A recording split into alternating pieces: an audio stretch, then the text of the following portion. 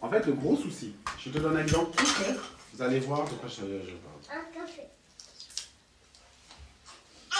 Stéphanie, ici présente, va partir faire les courses. Stéphanie va partir faire les courses. Elle prend, c'est pas vrai, hein, c'est un scénario fictif. Elle va partir faire les courses. Elle ne me dit pas, elle quitte la maison. Elle quitte la maison.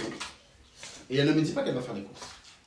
Moi, je l'appelle sur son téléphone, elle répond pas. Ça, pour le coup, c'est vrai. Elle répond pas. Donc moi, je m'inquiète. Je me dis, oh là là, elle est où? Elle va rentrer et je vais être agacé puisque je l'aurais appelé 15 fois. Donc quand elle va rentrer, je vais lui dire, par exemple, encore une fois, c'est fictif, mais t'étais où? Mais pourquoi tu ne réponds pas à ton téléphone? Et là, elle va se sentir agressée. Parce que dans sa tête, je suis parti faire les courses. Pourquoi est-ce qu'il me crie? On avait dit les portables, la plage jaune. Je suis parti faire les courses. Je suis parti faire les courses. Je suis parti faire les courses. Pourquoi est-ce que tu me cries dessus? Elle, c'est comme ça qu'elle le perçoit. Alors que moi, je ne le perçois pas comme si je lui ai crié dessus. C'est juste l'expression de ma frustration face au fait qu'elle n'a pas répondu. Donc là, vous avez un problème, mais vous avez deux versions. Vous avez deux comment on appelle ça? Perspectives différentes du français de ça. Tu vois? Mais maintenant, donc chacun va rester sur sa frustration qui est que tu devais me dire que tu partais, tu devais répondre à ton téléphone, et elle, je suis parti lui faire les courses, je suis pas allé partir danser dehors, et tu n'as pas besoin de me parler comme ça, tu aurais pu me dire les choses doucement, tu vois? Le souci c'est quoi? C'est que dans cette conversation-là, si la personne prend tout simplement le rôle de dire écoute, la raison pour laquelle je suis frustré, c'est parce que tu ne m'as pas dit où es-tu parti. Elle va se dire, oui, mais c'est pas une raison pour me parler comme ça. Tu vois cette phrase-là? C'est exactement ce que je dis. Ça veut dire les deux personnes, ils campent sur leur position. Qu'est-ce que ça veut dire? Là, on va aller en profondeur. Moi, tout simplement parce que face à ce souci, si les rôles étaient inversés, toi, tu n'aurais pas réagi de la même manière. Parce que tu ne donnes pas la même importance à ce problème. Je ne sais pas si je me comprends. Ça veut dire que si c'était moi qui étais parti faire les courses et que je ne lui avais pas dit, ça ne l'aurait pas saoulé comme moi ça m'a saoulé. Peut-être elle ne m'aurait pas appelé de la même manière. Et parce que son comportement dans mon cas aurait été différent, donc elle se braque sur ça pour en faire sa doctrine entre guillemets et juger ma réaction par rapport à son appréciation. Est-ce que vous voyez ce que je veux dire? Donc, ça va, oui, mais non, mais oui, en gros, si c'était moi, non, moi, ça m'aurait rien fait. Et c'est comme ça pour tous les sujets que tu prends, c'est divisible à fois 1000. Pour tous les sujets de la vie, tu as ce scénario qui est que les deux personnes ont leur vision des choses, et comme sur la position, tu vois. Mais si l'un fait l'effort de comprendre l'autre, même pas forcément être d'accord, mais juste envisager le fait que potentiellement la personne peut réagir différemment face à un problème que toi. Et aller sur ce terrain-là juste pour chercher la paix. Écoute, j'ai pas décroché mon téléphone, il était dans mon sac, j'ai pas entendu. Désolé. Même si toi tu trouves ça stupide. Mais en fait, ne pas chercher à ce que la personne pense comme toi. Ou réagisse ou ressente des choses comme toi. Parce que c'est de l'énergie, c'est du sport. En fait, après, ça peut monter vite en fait. Pour rien du tout. Des bêtises, généralement, mais. Non. Oui, mais je peux pas dire. Est-ce qu'il y a des questions par rapport à ça? C'est très clair. Je pense que c'est très clair. Parce que ça, tout le monde se retrouve. Ça, c'est 60%. Ça, c'est 60% des problèmes de couple. Tu as des personnes, ça ne les dérange pas. Moi, personnellement, je suis maniaque. Moi, le maniaco, là. Un sachet dans une buanderie à terre, comme là, c'était le cas hier. Un bébé sachet comme ça, au milieu du chemin. Moi, ça, pour moi, je vois ça comme une provocation. Alors que mon frère, c'est rien. Mais moi, je suis maniaque. Je veux dire, le sac, il est au milieu. Si moi, je vais aller chercher l'aspirateur qui est derrière, pour moi, le sac, il me gêne. Alors, je lui donne un coup de pied, il s'en va. Mais il est au milieu. Pourquoi il est là? Pourquoi il me regarde? Tu pouvais le prendre, le manger. Ah, je vais le faire après. Deuxième chose qui me chauffe. Tu ne sais pas si après, le Seigneur ne sera pas déjà revenu. Là, tu chopes le sac, et puis tu ranges ça pour que derrière ça. C'est après, ça devient de la procrastination. Ça, c'est des choses qui chauffent ma tête. Tu vois? Elle, par exemple, moi, je vais pouvoir aider à mettre les vêtements, à étendre les linges. Et pour moi, ça va être étendu. Pour elle, ça va être chiffonné. Et après, je vais secouer. Oui, parce que quand tu mets le vêtement comme ça, il ne sèche pas. Pour moi, ça n'a pas de sens. Parce que à partir du moment où il est accroché, il va sécher. Mais non, il faut qu'il soit bien étendu, ça sèche plus vite. Donc il est moins froissé. Il est moins froissé. Tu vois? Donc de telle sorte que comme Stéphanie, elle voit que moi je comprends pas et je suis pas forcément d'accord parce que je vois pas de quoi elle parle en fait. Et bien elle dit, tu sais quoi? Laisse-moi le faire. Laisse-moi le faire. Tu vois? En fait, chacun doit trouver. Comme je disais. Oui. Non, par rapport à ce qu'il raconte là, ce qui s'est passé hier, je sais que ça l'énerve, hein, mais j'avais tellement la flemme. En fait, hier j'étais fatiguée, j'avais la flemme, du coup je l'ai mis sur le côté. Moi, pour moi, j'avais mis sur le côté. Hein. En fait, c'était un peu trop encore au milieu, quoi. Mais en fait, j'ai appris, c'est aussi quelque chose que j'ai appris à faire, c'est à. Je sais maintenant qu'est-ce qui peut m'énerver, qu'est-ce qui peut déclencher une dispute, et du coup, je fais tout pour pas le faire. Mais bon, des fois, il y a des bouteilles comme hier, j'avais la flemme. Donc, je l'ai mis sur le côté. Et j'ai appris à ne plus répondre. Il m'a dit, mais Stéphanie, pourquoi t'as laissé ça là? Non. J'étais là. J'ai dit, ok, je vais le ranger, désolée. Ça, j'ai appris à le faire, mais c'est dur hein, des fois. De rien dire d'autre, juste, ok, désolée. Parce qu'avant, j'aurais répondu. J'ai justification. Et ça crée des disputes forcément. Parce que si je me serais justifiée, je me serais énervée. Et puis finalement, au final, c'est ma faute parce que quelque part, je peux le pousser aussi à pêcher parce que le gars va s'énerver, il va s'en prendre pour un vieux truc, pour un sac. C'est ridicule. Cavale. Je dis ok, c'est pas grave. Ça va. Je sais que c'est quelque chose qui l'énerve. Et puis, même dans d'autres détails, par exemple, des fois, fait aussi des trucs. Il y a des choses que je ne vais pas forcément relever à chaque fois. Parce qu'en fait, je sais que ça ne changera pas. C'est pas si ça. Il y a des trucs, c'est une habitude. C'est une habitude, c'est un truc que tu as tellement fait toute ta vie. Et c'est un automatisme. Et en fait, comme j'ai cerné que c'est juste un automatisme, et que bon, ça m'énerve, mais j'ai appris, je fais en sorte que ça ne m'énerve plus. J'ai fait un travail sur moi en fait. Et maintenant, je fais comme si je ne le voyais pas. La chose en question, je fais comme si je ne la voyais pas. Ça aussi, c'est un travail à faire. Je sais. Je ne vais pas t'afficher. Mais du coup, ce que tu attends de lui, c'est pour ça qu'elle dit. Mais t'inquiète, c'est pas grave. Genre, raison plus, tu vois. Il y a un peu, ça va aller. Du coup, est-ce que tu te dis pas. Est-ce que tu le fais pas à sa place, finalement, vu que tu attends de lui qu'il fasse quelque chose? Bon, je vais dire c'est pas parce que c'est pas un truc de ouf. Il aime bien, des fois il enlève ses chaussettes et il les laisse par terre. Ah oui, du côté de moi. Mais c'est du côté de son lit. Comme c'est ton côté, c'est pas voilà, si c'est au milieu du chemin, comme je suis maniaque, je le rends. Mais voilà, mais ça c'est son point de vue. C'est mon point de vue, ça. Ouais, et lui il dit que non, c'est du côté de mon lit. Je lui dis mais non. Parce que quand moi je viens pour ouvrir la fenêtre, si je les vois, en fait elles sont là. Non, ça n'a pas de sens. Donc ça me gêne. En fait, il est tellement habitué à faire ça, et pour lui c'est tellement logique. Il dit non, c'est mon petit coin de bazar, c'est du côté de mon lit. Et avant ça me rendait ouf aussi, je me disais oh là là, maintenant il abuse et tout. Des fois, je ramasse. Des fois j'ai pas envie de ramasser, mais je me dis, c'est pas grave, ce ne sont que des chaussettes. Et je les laisse. Il finit par les ramasser lui-même quand il y en a 10 paires. Non mais voilà, c'est... Du coup, tu les regardes les chaussettes ou tu les ramasses? Non, si, des fois je ramasse. Je ramasse. Non. Des fois, c'est mon gros jour, et puis je fais tourner une machine, voilà, donc je prends. Ouais. Si je passe devant, je prends.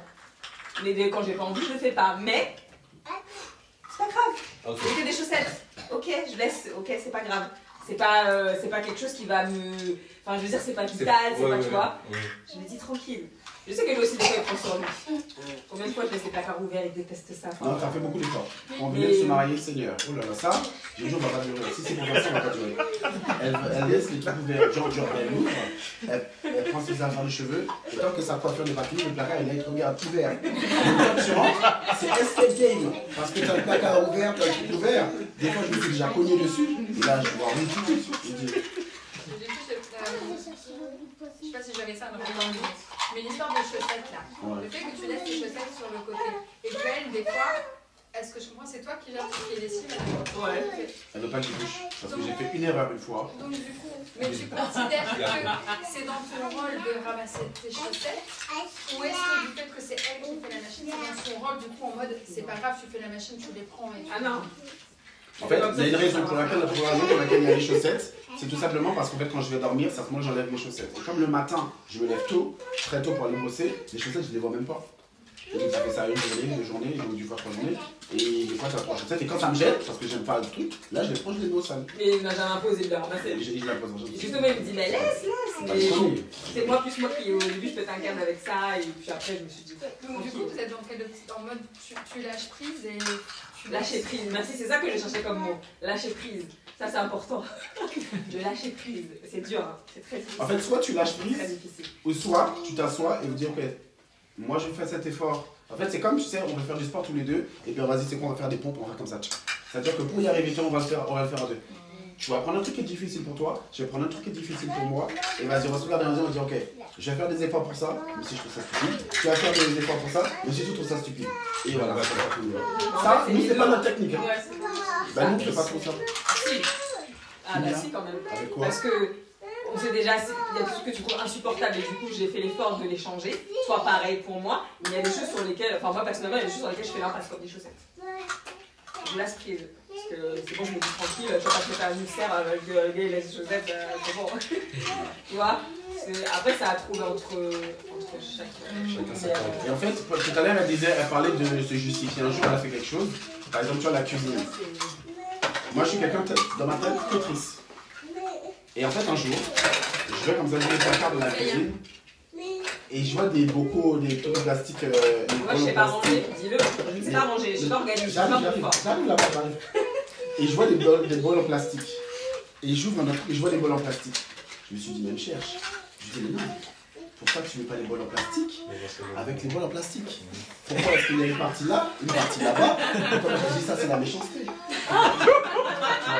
Et je me rappelle. Je me suis dit, mais franchement, t'abuses et tout, nanani, nanana. Et à chaque fois, et le truc qui m'énerve, elle dit une phrase qui me déclenche, c'est ouais, mais il n'y a pas assez de rangement. Et cette phrase-là, j'ai entendu toute ma vie. Quand on était à l'appartement à Sartelle, je l'ai entendu. Maintenant, quand on est en maison, je pense encore. Moi, je pense ça comme. Je range le fromage parce que je nous ai bougé d'un appart à une maison. Et t'arrives encore à faire ça alors que je sais parce que tu sais pas ranger. Moi, je trouve ça insultant. C'est comme ça que moi, je le perçois. Tu vois? Donc, de la même manière dans ce qu'elle disait tout à l'heure pour les chaussettes, c'est ça que, et c'est là, c'est avec cette altercation-là, parce que j'étais énervé, et elle était oui, mais t'as besoin de me parler comme ça. Je lui ai dit, mais attends, mais pourquoi tu dis ça? C'est-à-dire que tu comprends pas l'importance. Et là, elle me dit, oui, mais si, tu sais, moi je ne fais pas exprès, je sais pas ranger, à ce moment-là, toi arrange. Et puis voilà, on n'en parle plus. Et c'est là que j'ai compris, effectivement, tu vois, c'est marrant. Je lui fais la réflexion, sans pourtant que ça monte haut, et du coup, moi, je m'occupe du rangement. Et maintenant, c'est ce que je fais. Dès qu'il s'agit de ranger, des fois, ça va très loin. Ça va très très loin. Moi, mes vêtements dans ma penderie, elles sont rangées par couleur. Oui, je suis un forceur, j'assume, voici mes mains. T'en fais pas. T'es pas franchement. C'est-à-dire qu'il y a un camailleux. Quand je vois ça, je suis content. Elle arrange les vêtements. Quand je cherche un vêtement, je vois un vêtement qui n'a rien à faire. Je me dis, elle me cherche. Tu vois? Donc maintenant, elle va me dire, oui, est-ce que tu veux que je range les vêtements? Enfin, est-ce que je mets tes vêtements là? Comme ça, tu ranges tes affaires? Parce que je sais pas. Oui, comme ça, elle t'aide en fonction de ce que toi tu... En fait, chaque personne trouve, et c'est ce qu'elle disait tout à l'heure quand elle parlait de balance, vous avez un souci, et bien vous essayez de trouver de manière un peu astucieuse moyen de pouvoir y arriver. Mais la chose surtout, toujours considérer ce que la personne dit.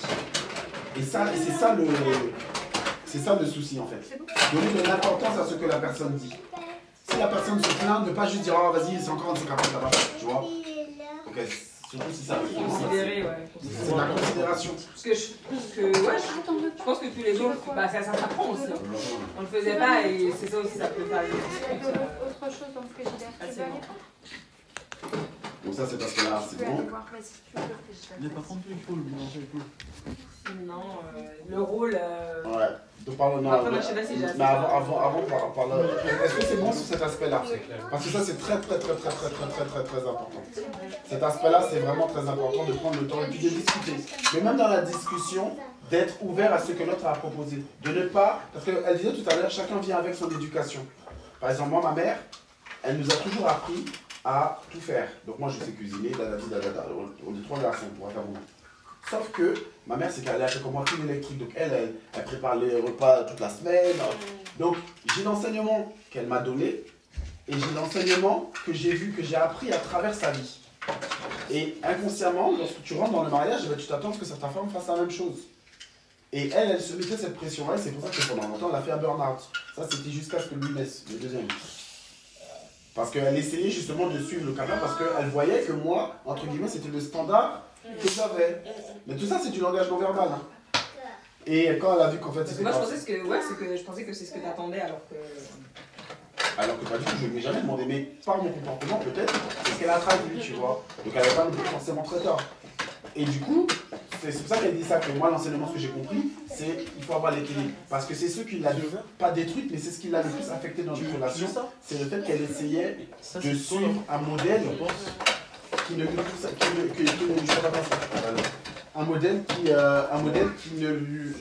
qui ne la convenait pas. Et c'est ça c'est super important. Chaque couple doit trouver son équilibre par rapport à la personnalité et à la vie de la personne. Par exemple, moi... T'as entendu ce que J'écoute... Non, parce que là, c'est vachement important. Tu peux reprendre la petite... Ah, c'est pas écouté alors. J'écoute. Je me suis là, je le voyais concentré dans les Mais moi, je boissons. propose que les enfants aillent jouer dans la chambre pour qu'on soit vraiment concentrés. Peut-être pas le bébé, mais peut-être vous deux là. De toute façon, après, ça y est, il va pas attendre d'aller se coucher. Ah, voilà. Après, tu vas aller au dodo. Tu joues encore un peu, tu vas aller au dodo. En fait, je disais, chaque couple trouve son équilibre par rapport à la personnalité de la personne, par rapport à chaque personne est différente, donc chaque couple doit trouver son équilibre. Et c'est pour ça qu'elle disait tout à l'heure, et c'est extrêmement important, il ne faut pas se calquer sur un couple pour pouvoir déterminer. Regarde, un exemple tout simple. Moi, de par mon éducation, de par ce que je suis, je ne supporte pas que ma femme me serve à manger. Pour moi, je le vois comme du rabais, à son niveau. Donc Stéphanie ne me sert pas à manger. Mais ça, c'est moi. Vrai ou faux? C'est-à-dire, et elle comprend pas. Pour elle, c'est pas un truc de ouf. Mais moi, je me dis, non, j'ai 2 mains, je peux le faire. Alors que pour elle, elle peut se dire, ben, ça fait plaisir à mon mari, donc des fois, elle va le faire. Tu me laisses un peu. Je la laisse, mais en fait, je me dis, si je me dis, c'est pas me servir, elle me sert jamais assez. Mais au-delà de ça, c'est le même, je le mets dans la même catégorie que les chaussettes. Pour moi, elle, c'est laisser ramasser mes chaussettes, j'ai les 2 mains, je peux le faire. Je suis un adulte, c'est ramer son bagage. Ça, c'est moi. Mais tu as des hommes qui, eux, ça leur fait plaisir lorsque leur femme leur sert. Et il y a des femmes, elles, pour elles, c'est waouh de servir parce que c'est une question d'éducation, de machin, j'ai vu maman faire ça. Donc il faudrait pas s'imposer en fait le modèle d'autrui. C'est ça, en fait, il ne faut pas imposer l'autre de rentrer dans le schéma que nous, on a toujours connu. Sinon, tu seras malheureuse parce que tu ne seras pas toi. Et il faut accepter cela. Lorsque tu te maries, tu prends 2 personnes et tu les fusionnes. C'est super important de faire ce travail. Un autre exemple, et ça c'est le gros exemple dans mon couple personnellement, dans le cadre de mon travail, je bouge beaucoup, je voyage tout le temps, je suis tout le temps dans un avion. Tu as des sœurs qui ont essayé de s'initier. Ah ben oui, mais moi si mon mari faisait ça, oh là là, je ne se reporterais pas.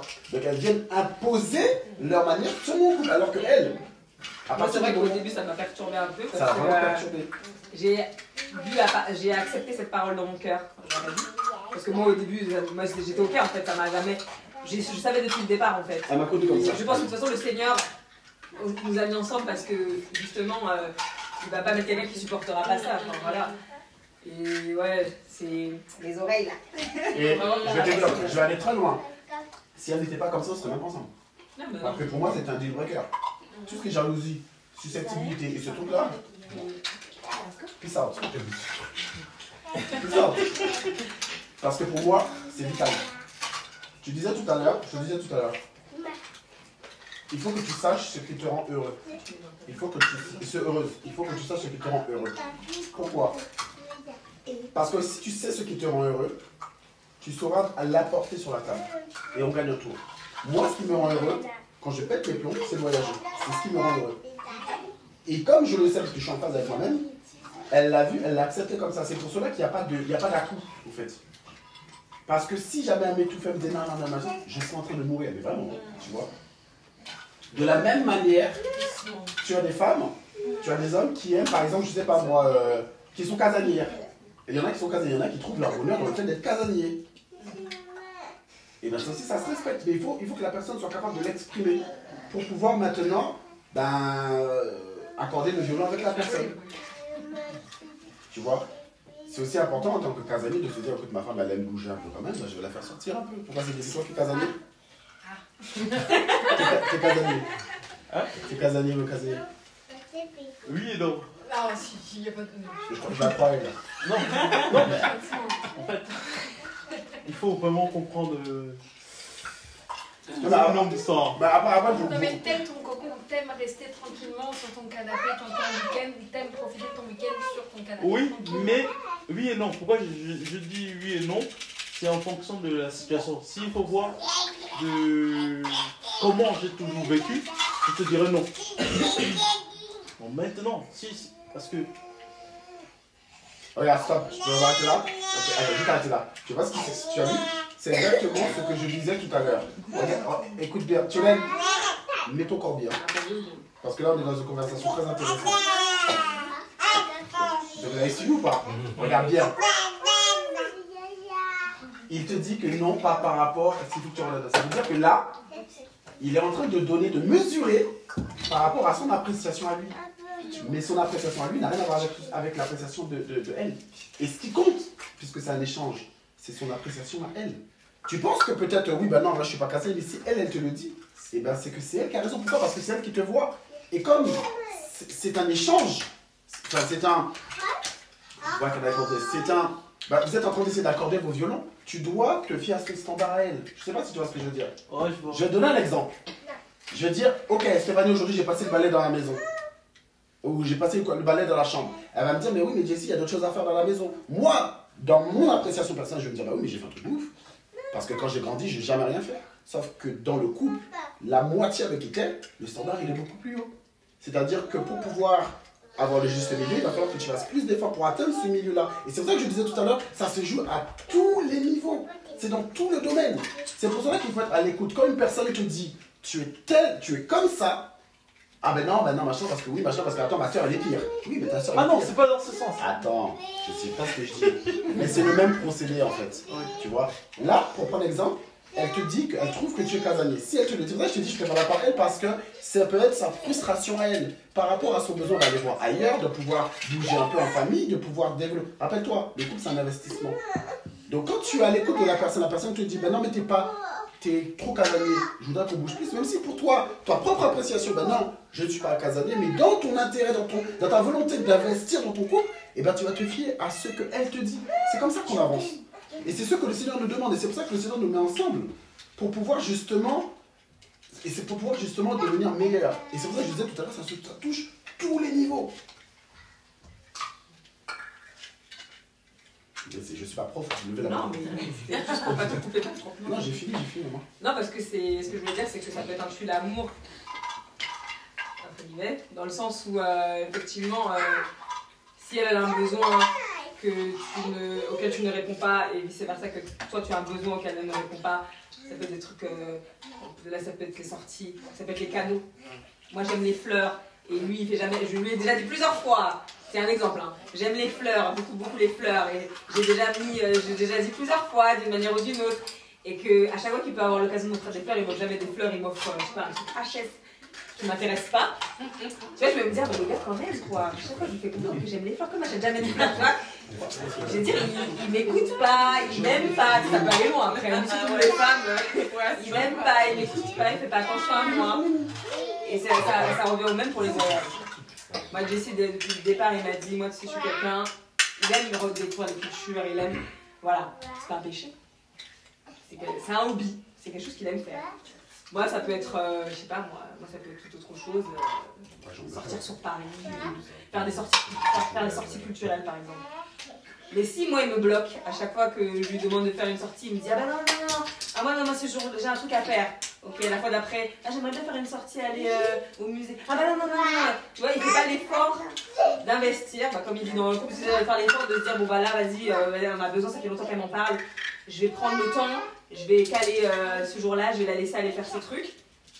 bah, au bout d'un moment, ça suit en fait, tu vois, ça va frustrer l'autre, tu vas pas être bien, tu vas te dire, bah ouais, mais en fait, la personne en face, elle est égoïste, enfin, ça peut être beaucoup de choses en fait.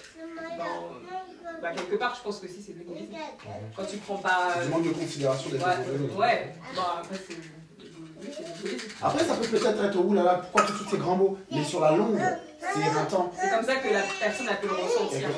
Il ne faut pas oublier que dans un couple, tout est magnified. Parce que moi, quand Jessie voyage, bah, c'est pas évident, c'est pas forcément évident. Voilà, bah, il faut gérer les enfants, tout ça. Donc on s'organise. Bon, voilà, on s'organise, on fait les choses pour s'organiser, pour que ça soit pas pesant pour moi. Et que lui, bah, du coup, il puisse aussi profiter, mais que ça soit pas pesant pour moi. Voilà, mais c'est toujours autour de l'équilibre. Hein. Parce que ça va être l'équilibre pour chacun. Parce que si tu prends pas ce temps-là pour toi, pour faire aussi les choses que t'aimes, parce que oui, on est chrétien et oui, le premier en tout, c'est lié au choix, on est d'accord. Mais on vit quand même sur terre et on a quand même des pressions et on est fatigué et c'est boulot, quand même des fois, t'as besoin de souffler et d'aller faire autre chose. Et de temps en temps de pouvoir te récréer, faire des choses que t'aimes, c'est pas un péché. Hein. Donc c'est important aussi de pouvoir le faire. Faire des sorties avec les enfants, voilà, ça c'est aussi des choses. Pour tout vous dire, c'est vraiment pour que vous ayez. Attends, Alicia. Non, en fait, ce que je voulais dire par rapport à quand tu as repris l'exemple des sorties et tout ça, c'est que souvent, le problème qu'on a, c'est que quand l'un des deux met un reproche ou quelque chose qu'on aimerait changer sur la table, l'autre personne, si on n'est pas guéri, on peut le prendre comme une attaque personnelle d'un jugement de valeur et de, par exemple, le prendre en fait comme une attaque personnelle. Alors qu'en fait, ça n'a rien à voir. Et du coup, ça peut détruire parce que le fait de nous, dans notre cœur, que ce soit la femme ou l'homme, le fait d'avoir des blessures, des choses qui ne sont pas réglées, on peut prendre les choses, par exemple, au lieu de prendre le truc de façon complètement neutre, par exemple, j'aimerais juste qu'on fasse une sortie. Je te trouve un peu casanier, j'aimerais qu'on fasse une sortie.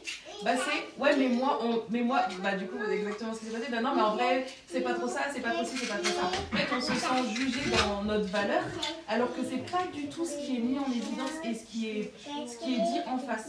Là, je donne cet exemple-là, mais je peux donner un autre exemple hyper parlant, mais c'est moi qui vais être mise en scène. Un truc tout bête, par exemple, avant que le Seigneur ne me guérisse et que quand je me détestais, j'allais dire à lui, par exemple, tu préfères que je mette la robe noire ou la robe blanche? Il va me dire, je préfère la noire. Et moi, direct, j'allais dire, ouais, mais ça veut dire que je suis moche dans la blanche. En fait, pas du tout, non, rien à voir. Ça veut juste dire, là, tu me demandes ce que je préfère là à l'instant T. Je préfère la noire. Et bon, ça va, le Seigneur il m'a guéri. Mais c'est un autre exemple en fait. Des fois, on prend des choses mal personnellement, alors que notre identité propre, notre valeur n'est absolument pas remise en cause. Voilà.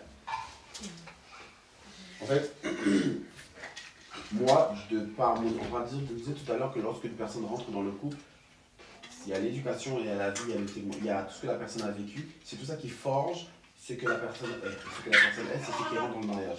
Moi, Stéphanie le disait tout à l'heure, Stéphanie, elle est née de papa, maman, comme ça, très maman cool, papa cool. Il faut aller sortir, aller apprendre à conduire, papa, maman est derrière, faire le nettoyer, fixer la voiture, aller au garage, papa est là. C'est très couvert. Oh, mais j'aimerais faire ça dans ma vie. Ben non, attention, c'est dangereux.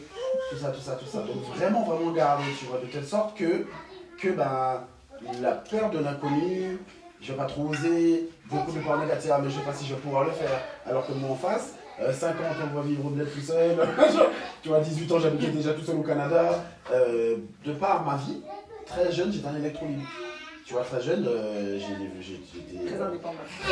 J'ai été poussé à être indépendant. Pourtant, mais les réalités de la vie ont fait que j'ai dû, en gros, développer une indépendance très jeune. Ce qui m'a développé, justement, un caractère. Non-procrastination. Lorsque tu as un problème, c'est ABC, le problème, tu le règles. Et le plus court, c'est le meilleur. Donc, l'affaire de procrastination, tout ça, je ne sais pas comment ça s'appelle.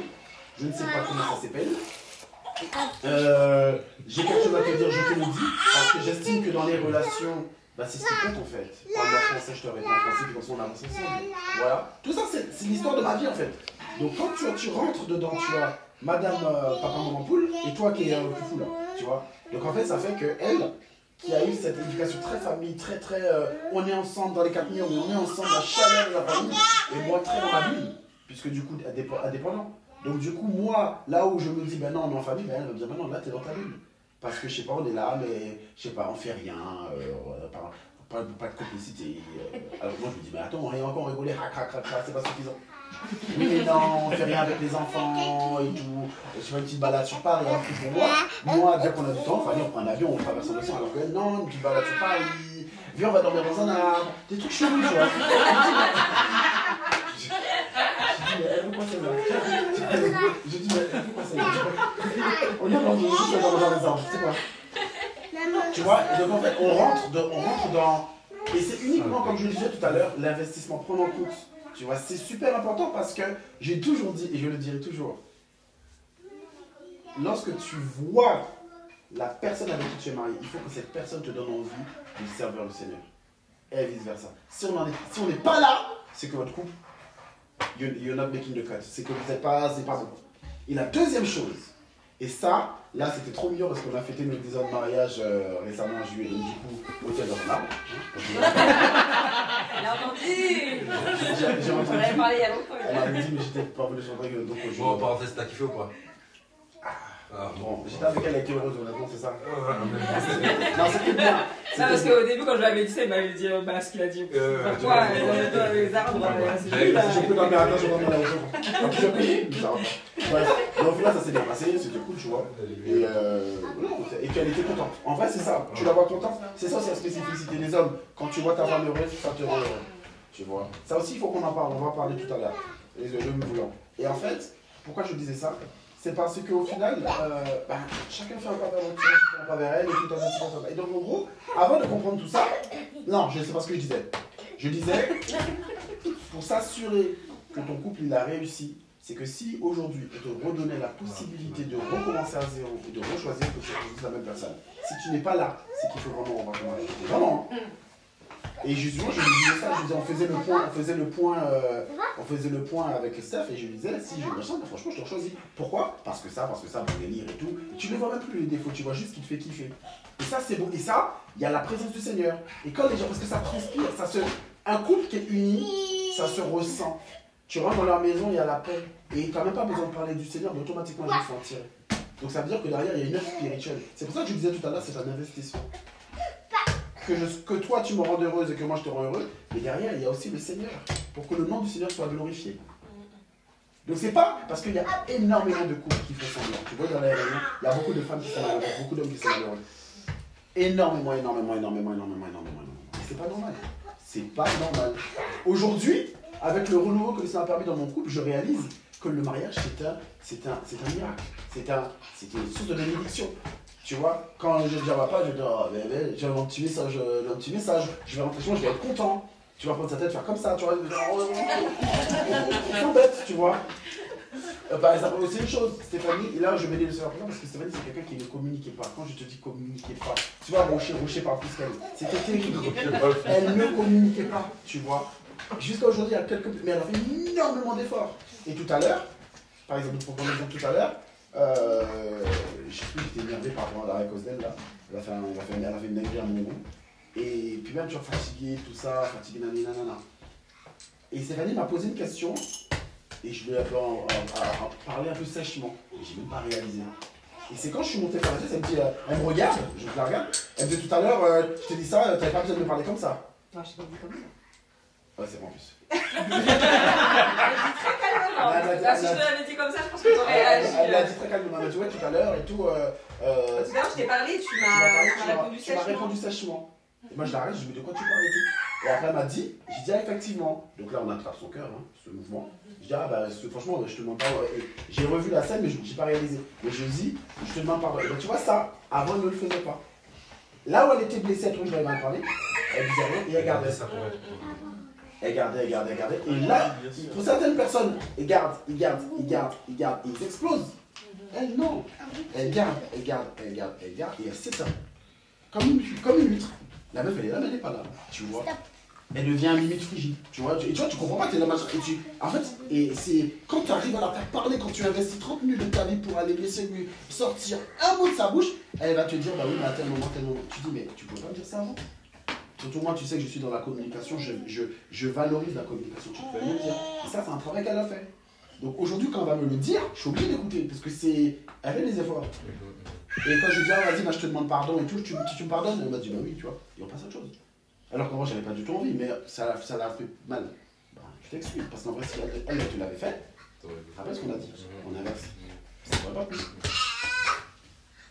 Et donc c'était ça, tu rentres dans un couple, elle, très maman poule, très dadadi dadada, donc il faut souvent la pousser, même là, tu vois, bah, je n'ai pas l'habitude de parler en public, tu vois, il faut la pousser, il faut l'encourager. Alors que moi aujourd'hui, je me dis, mais les gens disent, oui, mais Jessie, toi t'es outspoken, t'es machin, machin, mais c'est la vie qui m'a rendu comme ça. Aujourd'hui, j'ai un objectif, et ben je vais travailler, je vais organiser ABC pour y arriver. Parce que la vie m'a rendu comme ça. Et le but du mariage, c'est que, ben, elle s'en inspire, pour qu'elle devienne meilleure, elle s'inspire de ce qu'il y a de meilleur en moi, et que moi je m'inspire de ce qu'il y a de meilleur en elle. Et c'est comme ça qu'on devient de meilleurs êtres humains. C'est le visage. Tu vois, c'est le visage. Et je t'assure, c'est glorieux. Aujourd'hui, ça fait 10 ans qu'on est mariés, mais depuis 2 ans, depuis février 2022, c'est comme si on est réellement rentré dans le... Je me dis, mais ouais, quoi, tu vois, je me dis, mais trop cool, tu vois, c'est ma pote et tout. Et tu vois, j'ai l'impression qu'il n'y a rien, c'est comme si tu as le sentiment qu'il n'y a rien qui va pouvoir nous... qui va pouvoir nous séparer dans le sens où on a trouvé notre équilibre. Et on a compris. Comment, chérie? On a trouvé notre équilibre, on a compris beaucoup de choses. On a compris beaucoup de choses. On a compris ça, quoi. On a compris que le plus important dans un couple, c'est l'investissement. Il faut investir. Si moi je vais l'interpréter, elle n'est pas heureuse, non. Tu vois, jamais de la vie. Je suis parti en mission à Madagascar, quand je reviens, elle me dit oui, machin, en plus je comprends pourquoi tu es parti. Toi et moi, on ne s'entendait pas bien. Je lui dis, mais à quel moment? Je savais pas qu'on était en palade, toi et moi. Et déjà, comment toi tu me laisses partir en mission et qu'on est en palade, je suis pas au courant. Tu vois, déjà, me perds tout. Tu vois, des trucs comme ça. Donc c'est un peu ça, quoi. Parler du rôle. C'est bien, s'il te plaît. Est-ce qu'il y a des questions par rapport à ce qu'on disait, par rapport à tout à l'heure, ce qu'on disait, par rapport à l'importance de justement se mettre à la place de l'autre? Merci. Bro, sit down. À quel point il faut voir l'intérêt de l'autre plus grand que le sien pour être dans un équilibre. Donc pas être trop tétesque non plus, dire ouais je fais tout pour elle, parce que comme on l'a vu avec Stéphanie, mais à un moment donné aussi, bah, il faut s'écouter soi-même et connaître nos propres limites. Donc à quel moment on considère qu'on atteint un équilibre et qu'on n'en fait pas soit assez. À partir du moment où toi tu adoptes cette manière de faire vers la personne, si elle fait la même chose envers toi, l'équilibre il se trouve automatiquement. Ah, mais là à ce moment-là, pourquoi? Quel est le moment où on ne doit pas, en fait on en parlait tout à l'heure, il faut attendre que l'autre aussi soit dans la même démarche. C'est une conversation, vous décidez à deux de faire cette démarche. Tu vois? Et si maintenant la personne n'est pas prête, parce qu'en fait pourquoi? Parce que l'idée ça reste de quand même plaire au Seigneur. Hein. Amen.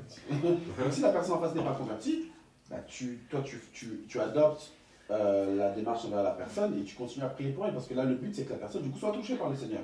Il ne faut pas oublier que la Bible dira dans Pierre 4, notamment parlant des femmes, que si tu ne peux pas toucher ton mari par la parole, tu peux toucher par ton témoignage. Donc on rentre dans ce cadre-là. Tu vois, ton mari ou ta femme, bien entendu, tu vois.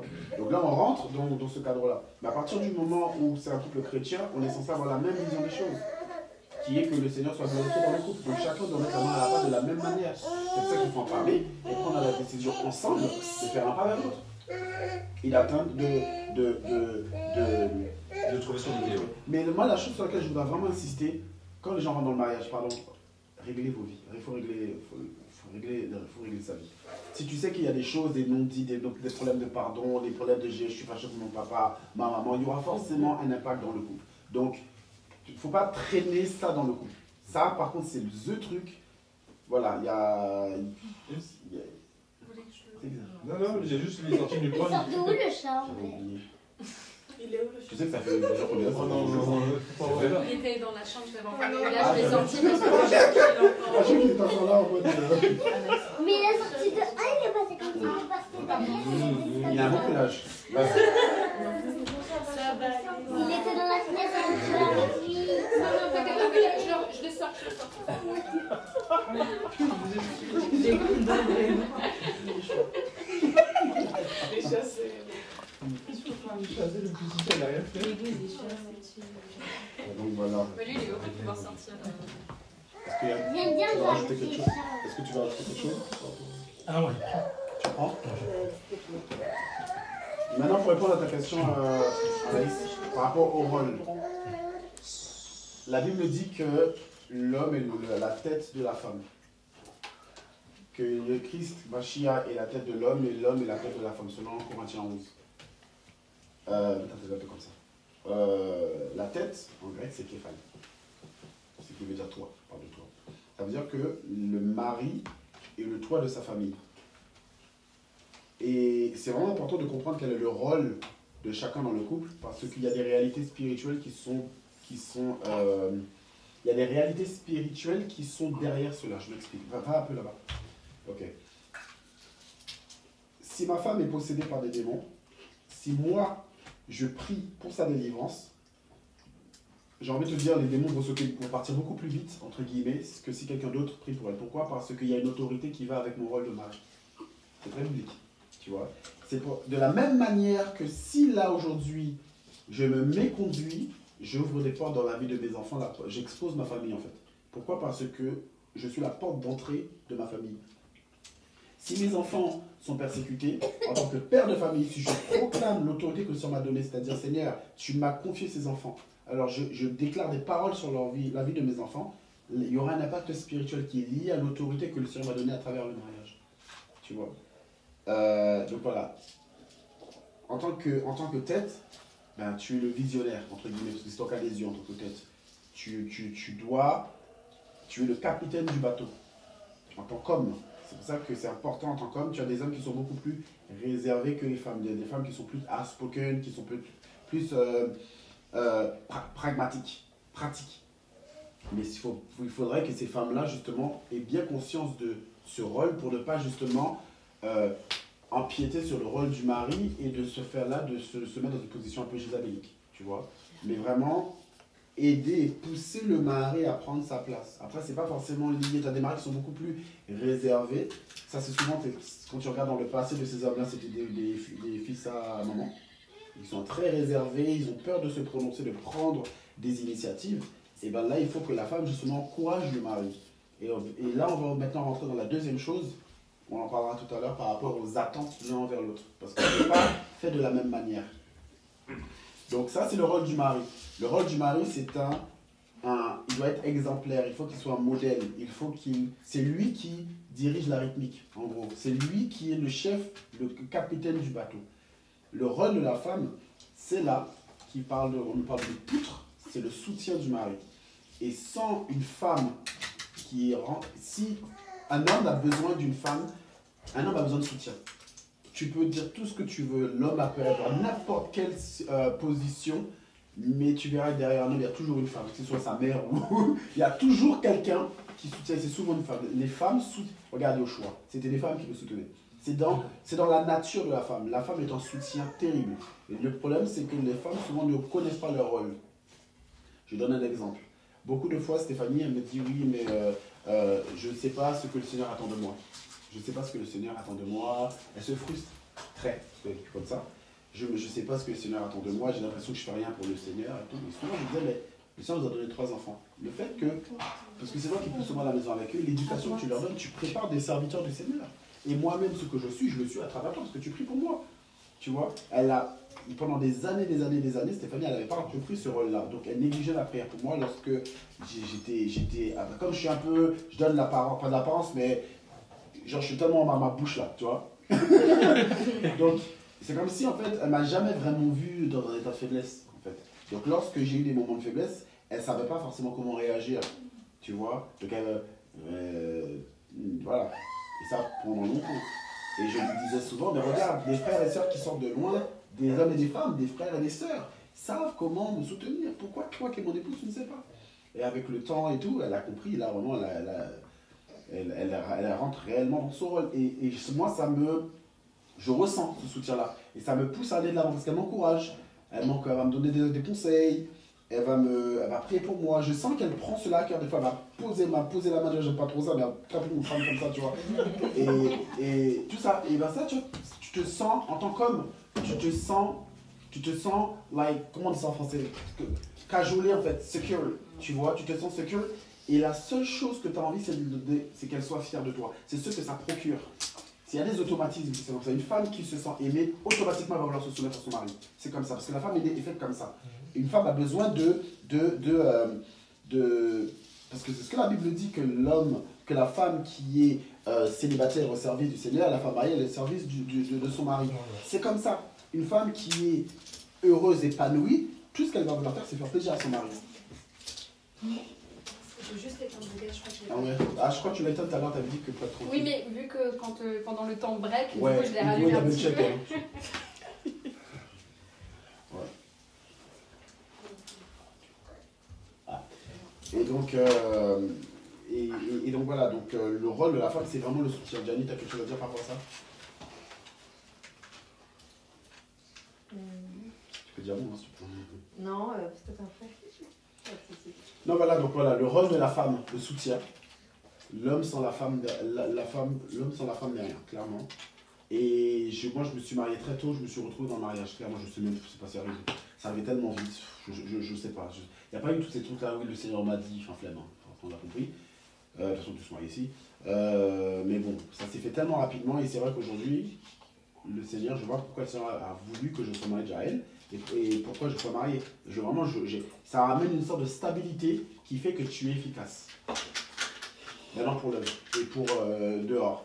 Moi je travaille dans l'aérien. L'aérien c'est tout ce que tu peux imaginer. Voilà, les gens, les hôtesses de l'air viennent en France, pètent les plombs, enfin, tout ce que tu peux imaginer. Mais cette stabilité-là, maintenant le Seigneur te permet de l'avoir parce que si ta femme, ben, elle est à sa place. Donc, elle prie pour toi, elle te soutient. Et du coup, toi, tu ne veux pas la décevoir. Et du coup, c'est une protection, c'est une très très grande protection. Donc voilà.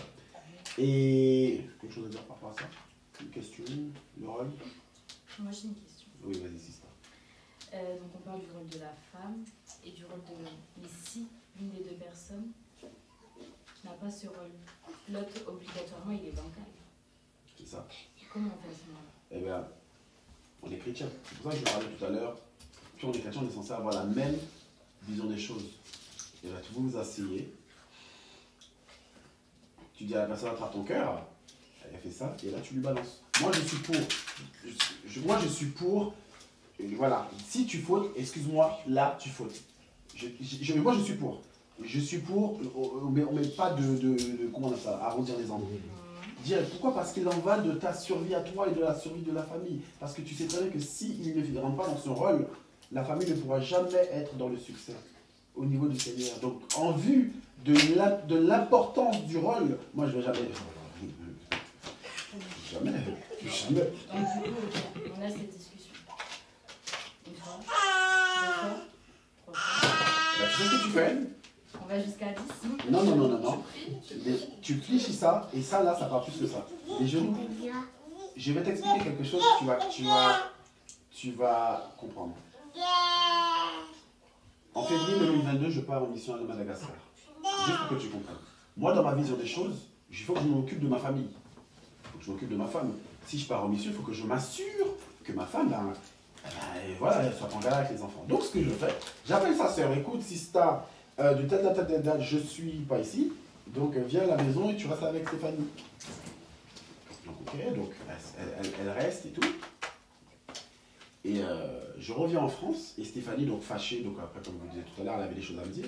Et dans les choses qu'elle avait à me dire, elle me dit, ouais, bon, tu vois, je sais pas, il y a des choses que tu fais, j'apprécie pas. Je dis, qu'est-ce qu'elle veut encore? Et elle me dit, bah oui, mais là, tu pars en mission, tu me demandes pas mon avis.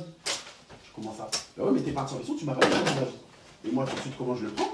Et pourquoi je dois te demander mon avis, ton avis? Puisque je m'assure que dans la maison, tout y est. Parce que moi, je pars du principe que, toi, si tu me dis ça, c'est que tu veux me contrôler. Tu veux m'empêcher de faire l'œuvre. Et elle me dit, et donc quand elle voit que je capte rien, tout de suite, retour à l'huître là, bref. Donc, elle ne dit rien. Et puis elle me dit, ouais, puis je suis malheureuse et tout, patati patata. Et quand elle m'a dit elle est malheureuse, ça a quelque chose qui a pété dans ma tête. Je me suis dit, ben non, je ne veux pas qu'elle soit malheureuse, ça jamais. Alors autant j'étais dans mon délire, j'avais ma vision des choses, mais c'est une chose que je savais, je ne voulais pas qu'elle soit malheureuse.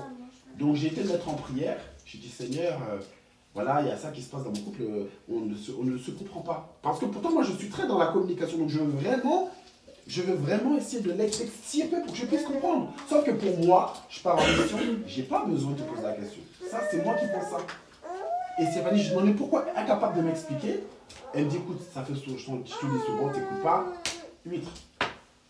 Je me mets en prière et le Seigneur me met à cœur de jeûner le lendemain. Donc je jeûne. Et la nuit, donc le lendemain je jeûne et quand la nuit là-bas, je dors et j'ai un songe. On est à, je sais plus, on était dans une salle. Et puis il y avait un séminaire et il y avait la présence du Seigneur et tout. Et c'est le frère qui prêchait. Et il s'est tourné vers moi, il m'a regardé un moment. Et quand il m'a regardé, j'ai senti quelque chose qui est monté de là, qui est monté dans mes tempes. Et je me rappelle, j'ai crié, j'ai fait ah! Et je me suis réveillé. Et quand je me suis réveillé, elle est là pour témoigner. J'étais un autre homme jusqu'à aujourd'hui. Ça s'est passé en moins de 24 heures. J'ai été la voir. Et c'est comme si en fait, mon raisonnement avait changé. J'ai été la voir, je lui ai dit, mais tu sais que hier on a eu une conversation. Mais tu sais que là aujourd'hui, je suis convaincu que tu as raison. Et elle me dit, ah bon, et tout, ben, je suis contente. La fille qui a tu dis ça aujourd'hui, demain tu vas. Et je dis, et je vais même te prouver, pour te montrer que ça vient pas de moi.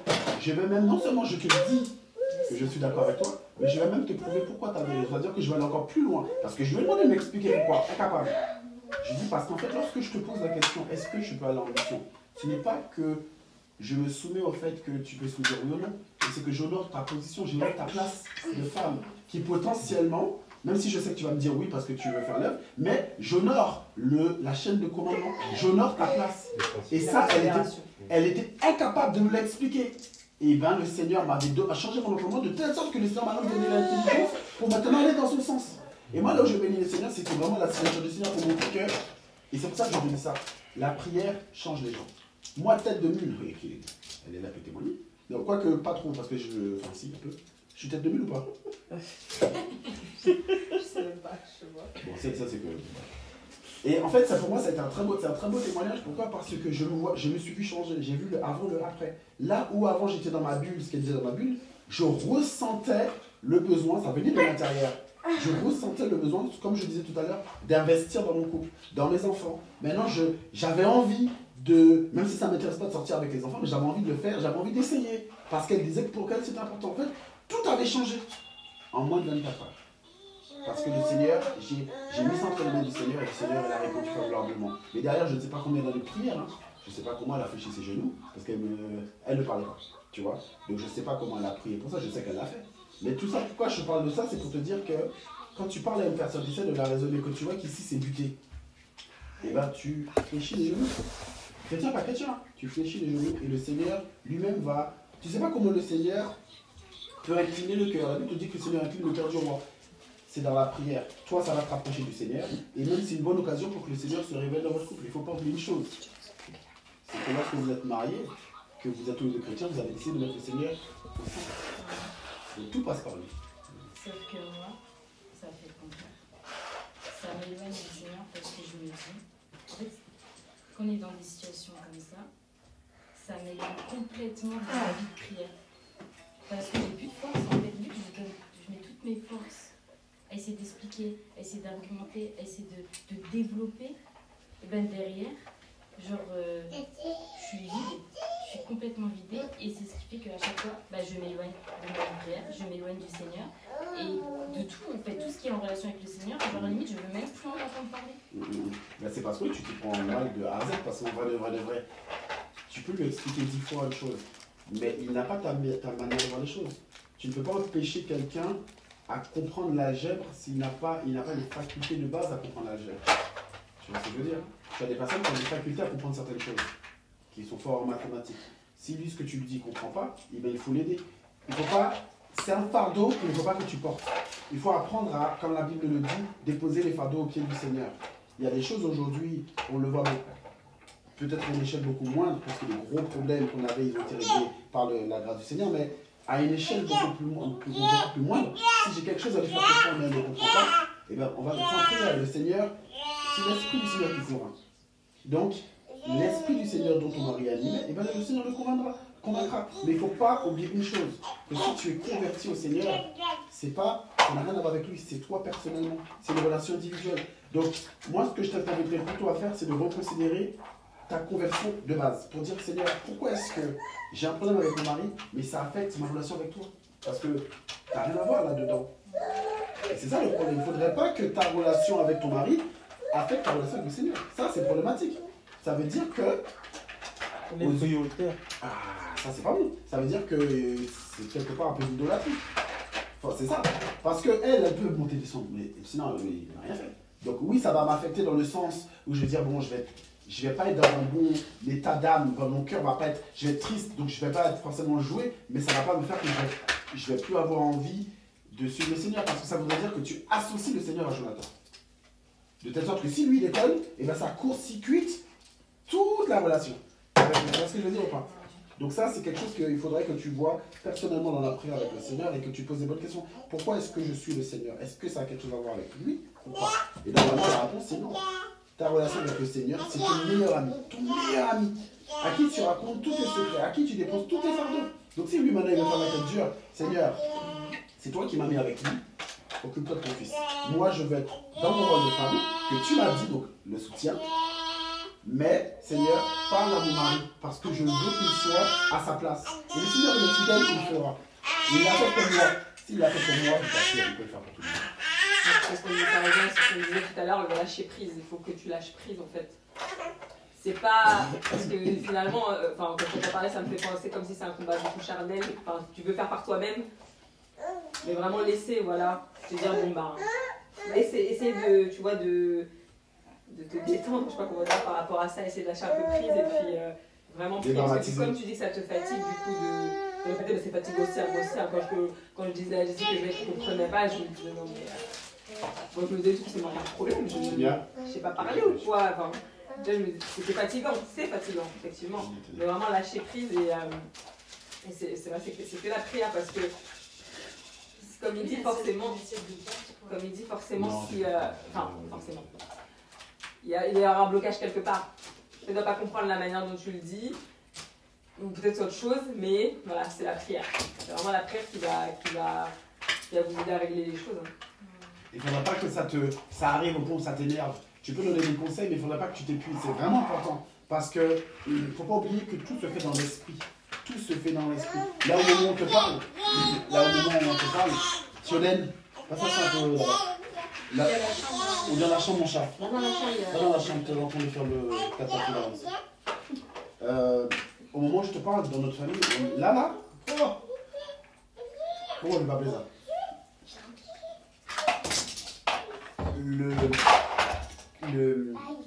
La fournaise. Là, dans notre famille, là, la fournaise, il y a tellement de choses qui se passent. C'est que la prière. C'est que la prière. Dans le mauvais sens, on va dire. La fournaise dans le très mauvais sens. Là, chez nous, là, je parle pas de nous, mais là, s'il n'y a que le Seigneur qui peut agir. L'homme ne peut plus rien faire, je t'assure. Donc, on réalise encore. C'est que le Seigneur. Mon père, qui est très très dur, enfin, pas très très dur, mais bon, Alicia le connaît bien. Aujourd'hui, on voit les résultats de des années de prière. Des années de Et prière. justement, excuse-moi pour te couper, ta mère, au début, c'était un combat un peu.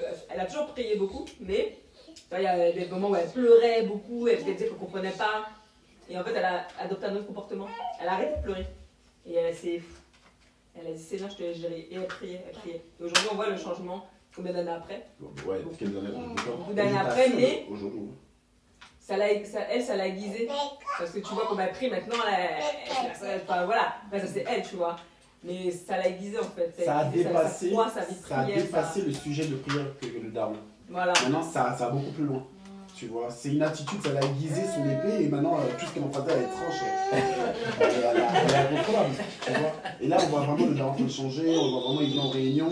Là, lundi, on était, par rapport au truc qui se passe dans la famille, j'étais convoqué chez moi, voilà. Et on voit le daron qu'on prie, même comment il parle, même je le taquinais, tu vois. Et tu vois que le Seigneur est en train de faire un travail. Après des années, je prie même plus pour lui depuis longtemps. Mais tu vois que le Seigneur qui est fidèle aux prières, il agit. Il ne dit pas que ça va prendre des années, on ne met pas pour lui. Mais, ce que je veux dire par là, parce que voilà, le Seigneur veut travailler quand même, mais ce que je veux dire par là, c'est que c'est le bon cheminement. Passer par le Seigneur. Et même, ça va rapprocher ta foi avec le Seigneur. Et ça deviendra un témoignage personnel pour toi. Et c'est une relation personnelle finalement. C'est ça.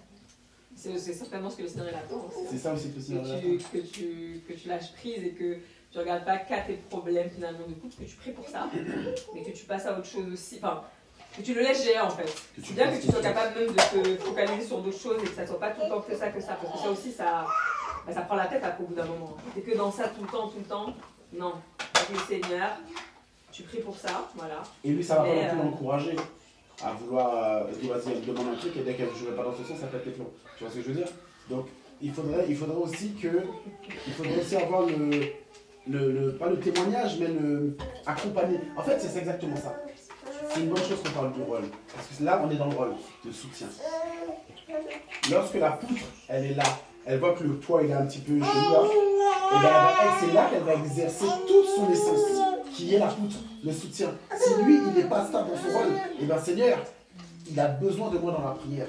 Je vais te soutenir dans la prière, dans les conseils, mais si ça ne fonctionne pas, dans la prière. Et je t'assure, ça marche. Ah, mais si, il y a quelque chose qui marche.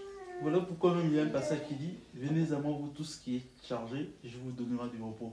C'est justement par rapport aux différents problèmes auxquels on peut être confronté.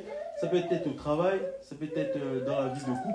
Il peut arriver que avec ton chéri, tu peux avoir tort dans le problème, comme tu peux avoir raison. Mais au final, en échangeant, c'est chaud. Mais simplement, en se rapprochant du Seigneur, à un moment donné, le Seigneur peut permettre que soit tu ne vas pas comprendre simplement par ta prière, quelques minutes ou quelques secondes ou demain, je ne sais pas, finalement, même si c'est lui qui avait raison, il viendra vers toi et te dira finalement ce qui s'est passé hier, désolé, machin, simplement parce que le Seigneur aurait répondu au travers de la prière, vous montrant encore qu'il est présent. Et ça, j'avoue que j'expérimente encore ça avec Anaïs. Et je vois que la vie de couple, c'est vraiment pas évident. Mais c'est le Seigneur qui fait en sorte que dans ces moments difficiles, non seulement on apprend que finalement, on a toujours besoin de lui, même si nous sommes chrétiens, et que sans lui, en fait, du jour au lendemain, tout peut partir. Et lorsque lui-même, on le met au centre, on est sûr que peu importe ce qui viendra, à un moment donné, on sait que, on dit, je sais que mon Rédempteur est vrai et qu'il s'élèvera. Donc, toujours est-il que peu importe ce qui se passera, on est sûr que le Seigneur fera quelque chose face à la situation. Et puis même, c'est beau, ça te donne un sujet, une occasion de te rapprocher du Seigneur, je t'assure. Hein. Ça te donne une occasion, ça te permet de connaître le Seigneur dans un autre contexte. Voilà, j'ai un problème, mon mari, qui pige rien. Et bien Seigneur, voilà, dans la persévérance, dans la prière, le Seigneur va te donner de l'amour pour lui. Le Seigneur te nourrit dans la prière. Il va te travailler, il va te donner la patience, il va te donner l'amour. L'amour inconditionnel, l'amour agapé qui vient de lui. Et en attendant, tu peux donner des conseils par-ci par-là. Tu sais, hein, Képhal, c'est la tête. Hein. Alléluia, voilà, c'est tout. Tu lui lances ça comme ça, vas-y, c'est la tête. Tu vois. Et puis, tu peux lancer, voilà. Et puis, on va dans la prière. Et par son esprit, il va prendre en maturité. Et tu vas voir, lui-même, il va rentrer dedans. Et ça va être une évolution saine qui se fera sans crise de nerfs, tu vois. Maintenant, toi, pareil, Képhal, je suis la tête, donc je suis le toit de ma maison. Comprendre que chacun de tes actes peut avoir une conséquence directe sur ta femme et tes enfants. Donc, automatiquement, ça te positionne, ça te donne une position de responsabilité. Toujours garder ça en tête. C'est pour ça que lorsque chaque personne travaille dans son domaine, mais c'est la gloire qui se manifeste. C'est la gloire. Tu vois. Autre chose à ce sujet-là où on peut avancer? Oui, vas-y. Moi j'ai un petit truc à rajouter par rapport au rôle de la femme et par rapport à Tsela. Le fait qu'on dise que la femme est la poutre de soutien. C'est très vrai, mais pas que. Pas que parce que quand on regarde la phrase entièrement, le verset, c'est que la femme elle a été tirée du côté d'Adam. Et c'est le côté d'Adam qui est Tsela. Ça veut dire que bien avant que Chava ait à soutenir Adam soutenait Chava. Et ça, en fait, c'est fondamental. C'est qu'en fait, on est tous les deux le soutien de l'un et de l'autre. Quand on regarde Ed, en hébreu, c'est Ezer, la racine c'est hasard. Et on regarde ce que c'est aider et être aidé. Et en fait, c'est ça, en fait, ce qu'il faut qu'on comprenne et qui est salvateur pour nous, les couples chrétiens, même pour nos enfants, pour leur offrir un foyer qui tient la route, c'est que en tant qu'hommes et femmes, en fait, on est interdépendants. Et notre bonheur et notre épanouissement et notre tout ce que vous voulez, en fait, ça dépend de l'autre. Et en fait, on est vraiment, par exemple, on aime souvent prendre Éphésiens 5, l'époux doit aimer son épouse comme Christ a aimé l'assemblée, et la femme, elle doit être soumise à son mari. Oui, mais le Seigneur, c'est un Elohim d'ordre et d'équilibre. L'ordre, c'est que le mari, en tant que tête, en tant que visionnaire, en tant que chef, en fait, il se sacrifie pour l'épouse. Ça, c'est l'ordre. L'équilibre, c'est que la femme, maintenant, va se sacrifier pour les enfants. Ça, c'est l'équilibre. Et ça, en fait, il faut qu'on le mette en place tout le temps. En fait, l'homme, il doit pourvoir. En fait, il se sacrifie pour que la femme puisse se sacrifier pour les enfants. Et c'est hyper important. Et ça, c'est dans tous les sujets. Et c'est profond jusque même dans nos chromosomes. Les chromosomes XXXY. On peut croire que c'est les scientifiques qui ont donné ça, mais c'est le Seigneur. XXXY, c'est une dinguerie quand on regarde non mais c'est vrai parce qu'en fait ça explique l'histoire de côté, le fait que l'homme soit colonne, etc. X en hébreu, c'est Samek, c'est 60 le chiffre. Et la femme du coup c'est XX, 60-60, 120, c'est le fondement. La femme elle est colonne, en fait elle est colonne pour l'époux, pour les enfants. L'homme, lui, c'est XY. X, Samek, c'est 60. Et 10, la main, c'est Yod, c'est 10. C'est la puissance, la main, l'action. Et du coup, 60 plus 10, ça fait 70. Maintenant, 70, c'est l'œil et la source. L'œil, la tête, le visionnaire. Et en même temps, donc il est colonne. Il est obligé de tenir sa fonction de colonne pour être tête. Et la femme est obligée de tenir sa fonction de colonne pour soutenir l'époux, pour soutenir les enfants. Et quand on regarde 70 en hébreu, donc c'est l'œil et la source. La source, c'est la source de vie. Et bon, il y a des enfants. Mais pour qu'un homme puisse produire la vie physiquement, on s'entend, il faut qu'il... Voilà.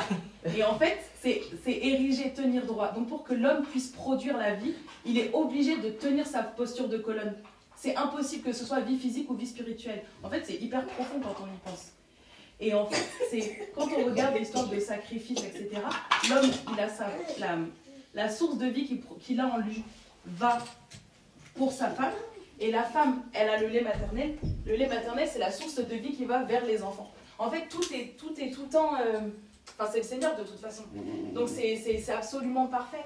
Et en fait, quand on saisit tout ça, en fait, on comprend l'importance de l'autre. Et c'est pour ça que c'est facile, entre guillemets, ça devient plus facile de voir l'autre comme étant plus important parce qu'on sait que le bonheur de l'autre, mon bonheur dépend du bonheur de l'autre. Et si tous les deux, on réfléchit comme ça, bah, en fait, tout le monde, les besoins de l'un et de l'autre sont forcément comblés. Parce que moi, j'ai comblé les besoins de lui, lui, il va combler mes besoins. Et comme ça, après, on voit l'enfant qui se développe naturellement et sans carence. Parce que ce dont il a besoin, c'est... Enfin, en fait, chacun sait où il doit être, en fait. Et ça c'est... Comment dire? C'est compliqué parce que la société nous a tellement détruits. Déjà, il y a les blessures globales, etc. qui ne sont pas réglées. Mais la société, dans ce qu'on demande à la femme, elle doit être tout partout à la fois. Elle doit materner comme si elle n'avait pas de travail, elle doit travailler comme si elle n'avait pas d'enfant. On doit être parfaite tout le temps pour payer une dette depuis la chute, là. Mais en même temps, c'est bon. À un moment donné, voilà, on a, comme tu disais, on a le droit juste d'être nous-mêmes, en fait, juste d'être nous-mêmes. Et après, du coup, en étant travaillé, bien sûr, par le Seigneur. Parce que si on n'est pas guéri, on n'avance pas. Et la guérison vient avec la conversion. Si on refuse de guérir, si on ne veut pas guérir, c'est qu'on n'est pas converti. C'est un verset qui le dit.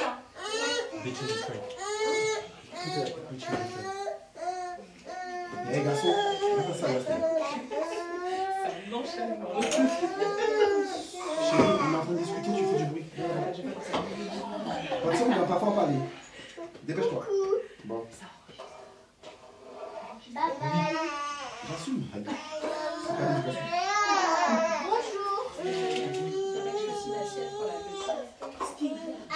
réunis au début. J'allais dire. Là, Il y a du riz, il y a des c'est trop important là. Ce qu'on va. C'est pour ça que moi je me tais tout à l'heure, j'écoute. C'est trop. C'est ça là, c'est trop précieux. juste que du riz. Donc, tout le temps monter de parler. C'est important.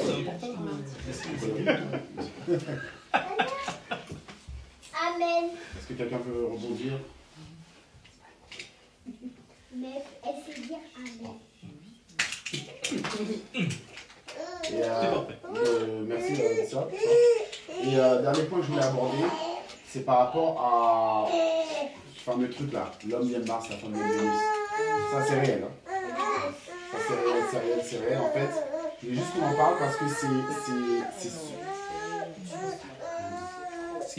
Ce qu'il est en train de nous dire par là, c'est pas que l'homme vient de Mars réellement et la femme vient de Vénus réellement, mais c'est une histoire de. Ah, dire ok. c'est C'est une expression. Là, je comprends ça. Merci de clarifier, parce que là, je pense que on parle de quoi. Ouais, mais il commençait à me regarder chelou. Ouais, je trouvais ça chelou.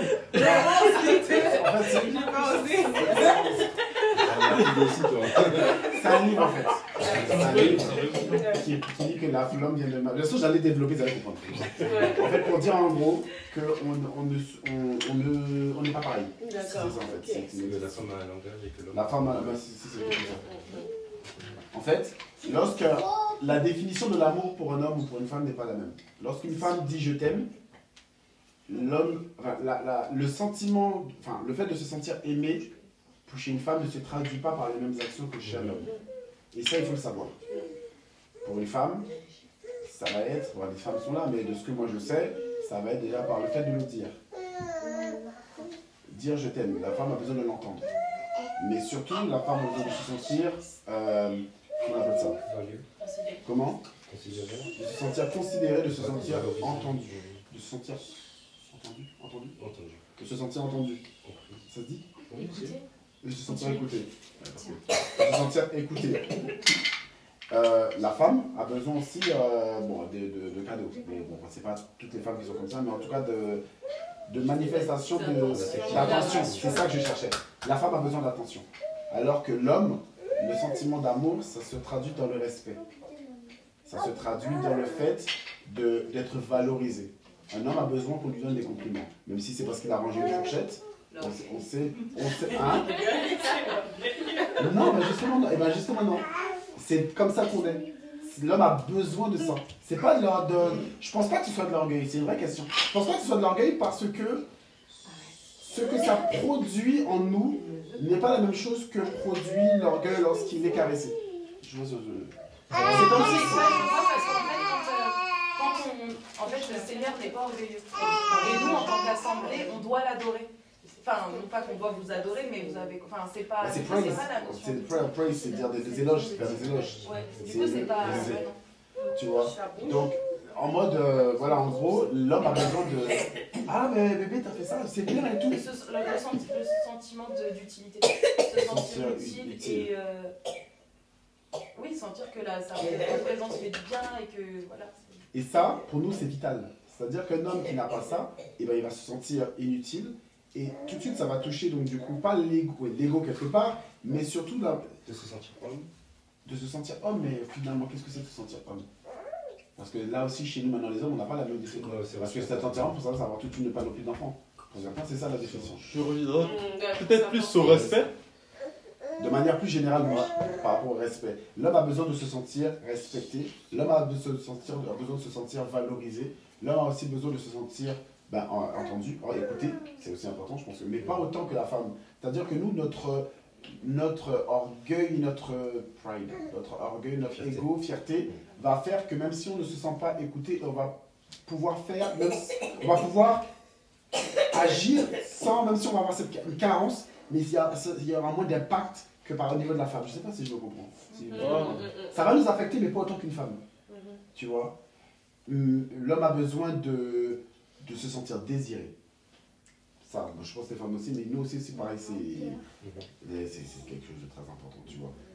Et voilà. Et ça, pourquoi j'en parle, c'est parce qu'il faut que les sœurs et les frères, dans l'autre sens, le sachent pour pouvoir donner à la personne et considérer ce dont elle a besoin. En plus de tout ce qu'on a parlé, l'aspect spirituel et tout.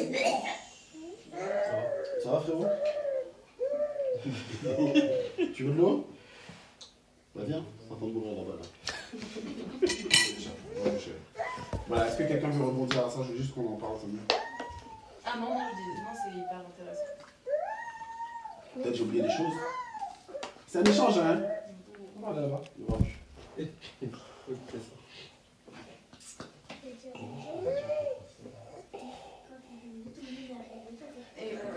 Oh pardon, non, vas-y. On t'a pas entendu encore. Susanna, faut parler. En fait, moi j'ai toujours une question, mais j'arrive pas à trouver une frontière entre le respect qu'il faut donner à l'homme et le fait que cela nous rend orgueilleux. Je sais pas si je me comprends. Parce que j'ai l'impression, dans mon mari, j'ai l'impression que le respect qu'il exige de moi, c'est comme, en fait, c'est une façon de montrer, voilà, c'est moi qui suis là, c'est moi l'homme, en fait, tu dois me respecter, une façon de, c'est comme si je voulais me piétiner en même temps, du coup, je me sens, voilà, et en même temps, je veux répondre et tout, et du coup, ça me fait mal, souvent, c'est comme ça, et du coup, j'arrive pas à trouver cet équilibre-là, en fait, de me mettre à ma place en tant que femme, et le respecter sans forcément considérer que cela est une façon de... Sans forcément considérer que cela est une façon d'enrichir son orgueil, en fait. En fait, c'est ce que j'allais dire. En fait, c'est que quand on parlait de connaître l'autre, les besoins de l'autre, qu'est-ce que l'autre... Pour être heureux, j'arrive pas à combiner les mots. Il y a aussi se mettre sur les mêmes standards. Et en fait, en tant que couple chrétien, notre standard, c'est le royaume. Du coup, le standard, c'est la Bible. Et du coup, à mon humble avis, la frontière, c'est ce que le Seigneur dit. En gros, si jamais ton mari, il veut te piétiner, c'est compliqué. Non, en fait, c'est pas qu'il veut le faire, mais c'est moi qui ai cette impression. Enfin, j'arrive pas. C'est de mon côté, en fait. Moi, comment le traduire? Comment traduire la façon dont on exige le respect? Oui, j'ai déjà parlé avec lui. Non, ça veut dire, ça c'est très simple. Si tu as ce sentiment-là, c'est automatiquement lié à autre chose. Ça veut tout simplement dire qu'il y a, à ton goût, une carence au niveau de l'amour. Ça veut dire que, parce que la Bible te dit, mari, aimez vos femmes, les femmes, respectez vos maris. Une femme qui se sent aimée va automatiquement respecter son mari. C'est aussi simple que ça. Okay. C'est à l'homme de manier. C'est comme une fleur. Je donne cet exemple-là, Stéphanie. L'homme, le rapport de l'homme envers la femme, et ça rejoint ce qu'elle disait, la femme est une fleur que l'homme doit entretenir. C'est-à-dire qu'elle est en terre, tu arroses, tu l'exposes au soleil, nanani, nanana. Et lorsque la fleur éclore, et ben c'est l'éclos, c'est la personne qui a justement, comment on appelle ça, tilled, le terrain là, qui va justement pouvoir jouir de la beauté de la fleur. C'est ça en fait. L'homme aime sa femme, il va investir en elle, et automatiquement la femme, parce que c'est dans son essence, elle va se blossom, tu vois, et du coup, l'homme va pouvoir maintenant apprécier c'est comme ça que ça marche, tu vois. Donc si toi tu dis, tu as automatiquement l'impression que lorsqu'il pense le respect, eh ben, il veut te pétiner, c'est qu'il y a une carence de l'autre côté qui fait que ça produit ce sentiment-là, que ce soit vrai ou pas, tu vois. Donc c'est là où il faut en parler, comme il disait, et il ne faudra pas non plus le faire de manière il faut vraiment que ce soit porté par le Seigneur. Comment m'expliquer? Il ne faudra pas que tu le fasses avec tes propres forces. Ce pseudo-respect. Il faut que ce soit vraiment le Saint-Esprit qui te pousse à rentrer dedans, de telle sorte que même si tu as une carence à son niveau, et bien que le respect que tu lui donnes par l'Esprit ne soit pas avec ta propre force, mais avec la force du Seigneur. Parce qu'il y a aussi ce concept-là, où si l'un faillit à sa tâche, et bien le Seigneur nous aide justement à engager le pas en montrant le bon exemple. Comme je disais tout à l'heure à Céline, si lui ne pille rien là, et ben il a son positionnement dans le couple, ou des choses qui sont relatives à sa responsabilité d'homme, et ben c'est dans la prière, le Seigneur donne la force pour pouvoir continuer. Moi je voudrais Non, juste savoir aussi, bon après, le faire en son temps, parce que c'est peut-être pas, ne pas forcément le faire quand vous êtes dans ses shows et tout. Et après, qu'est-ce que lui il entend par respect? Parce que toi, peut-être ta définition du respect, c'est pas la même que lui. Du coup, c'est ça qui fait aussi que vous êtes en conflit, tu vois. Bien sûr, la parole, c'est la parole, mais aussi, si lui trouve que tu lui manques de respect, ben, pour toi, c'est quoi le respect en fait? Et que toi, tu puisses comprendre aussi sa façon de voir le respect. Et que vous puissiez. Ben, c'était un petit peu dans ce sens-là. Parce que il y a eu à un moment donné, je pense que Anaïs et moi, on a eu une fois, on échangeait. Et du coup, par mon attitude, elle a pensé que quand je parlais, je disais, mais tu me donnes cette information, mais fais-le quand même avec respect. Et elle dit, oui, mais j'ai l'impression que en gros, tu te glorifies. Je dis, non, mais je vais demander, qu'entends-tu par le fait que je me glorifie ou bien... voilà. Du coup, lorsqu'elle m'a donné son explication, j'ai fait comprendre en fait l'attitude qu'elle voit là. Si je fais comme ça, c'est pas ce, c'est pas ce, c'est pas ce, c'est pas ce. Et là, finalement, elle a compris. Donc, du coup, la compréhension qu'elle avait au départ, le simple fait qu'on a eu échangé, elle a compris qu'en fait, si on n'avait pas eu cette communication, ça aurait amené un problème en fait. Bien sûr, oui. Et le fait que finalement, je lui ai fait comprendre pourquoi j'agissais comme ça, et elle a eu automatiquement, ok, elle a compris qu'en fait, c'était pas dans le but de pouvoir la piétiner ou machin, mais simplement parce que pour moi, je vois les choses d'une certaine manière, et donc j'ai adopté une attitude, non pas pour l'écraser ou bien montrer que j'étais au-dessus d'elle, mais simplement parce que je trouvais qu'il n'y avait aucun problème et j'étais normal, j'étais moi-même en fait. Je peux reformuler du coup dans le... Et en fait, ce qui se passait, c'est que ces réactions, je les prenais pour un manque de respect, un peu autant de vouloir prendre le dessus, mais parce que en fait c'était une façon maladroite pour lui en fait d'essayer de prendre sa place parce que je lui laissais pas en fait prendre sa place. Tu vas la prendre par la force. C'est ça.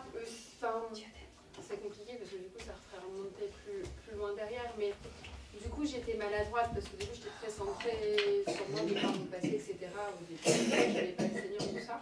Et donc du coup il s'est beaucoup laissé de côté. Et il y a un moment, quand moi j'ai commencé à me réveiller, j'ai commencé en fait à prendre le dessus. Mais donc lui en fait il fallait en fait se replacer en fait. Et donc du coup de par ses réactions, je prenais ça pour un manque de respect, alors qu'en fait c'était juste que il fallait qu'il reprenne sa place et que je ne lui laissais pas en fait moi sa place d'homme de gérer en fait la chose. Et ça c'est la communication. Comme quoi, j'allais dire ça, la communication en tout cas, si on a besoin de quelque chose, c'est vraiment ça.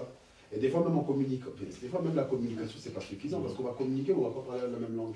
C'est pas faux, c'est pas faux. C'est pas faux. Une fois je leur ai fait un exemple terrible. Mais en vrai, ça... Justement, moi ça me rappelle justement. Mais ça va, non, mais parce que tu vois, à un moment donné, ça nous a servi, hein, vraiment. On est venu ici, on est resté, je dirais pas un nombre d'heures, mais on est resté longtemps ici. Elle disait, quelque chose, il disait quelque chose, ils étaient persuadés. 8 heures. 8 heures. Laisse tomber, on s'est pas rendu compte. Genre à Paris Pointe-à-Pitre là. On s'est pas rendu compte. Tu vois. Et à un moment donné, je me dis, mais c'est incroyable parce que elle dit quelque chose, il dit quelque chose, ils sont persuadés de dire des choses complètement différentes et que l'un a tort, l'autre a raison. À un moment donné, je regarde ma montre. Je dis Anaïs, ma montre c'est quelle couleur? Non, cette couleur-là c'était Gaël parce qu'il me dit c'est pas tout à fait noir. Bref, Gaël c'est quelle couleur? Il me dit c'est noir et gris. Je dis ok Anaïs, maintenant c'est quelle couleur? Elle me dit c'est doré. Et je dis maintenant la montre est quelle couleur? Est-ce que tous les deux vous avez tort? En fait, tous les deux vous avez raison. Ce que vous dites c'est valable, c'est vrai, etc., etc. C'est juste que vous avez un angle de vue différent sur la situation. Donc, un truc qui a duré 8 heures, ça peut faire 8 secondes. C'est ça. On peut faire des fois. Mais en fait, ce jour-là, on a eu notre enseignement. En tout cas. Ouais.